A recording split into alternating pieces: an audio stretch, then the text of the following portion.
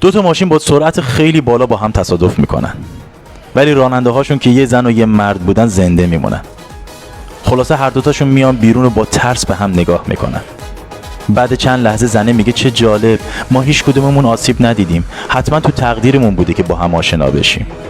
مرده هم بدون مکث جواب میده آره چه آشنایی جالبی. زنه دوباره با خنده میگه ببین شیشه مشروبم سالمه، این یعنی ما باید این آشنایی رو جشن بگیریم. بعد سر شیشه رو باز میکنه و به مرد تعارف میکنه. یارو هم نصف شیشه رو سر میکشه و میده به خانومه. زنه هم در شیشه رو میبنده. مرد میگه مگه تو نمیخوری؟ زنه میگه نه، حالا باید منتظر پلیس باشیم، چون تو مست پشت فرمون و باعث تصادف شدی. نتیجه گیری، خانوما رو دست کم نگیرید، این 100 دفعه.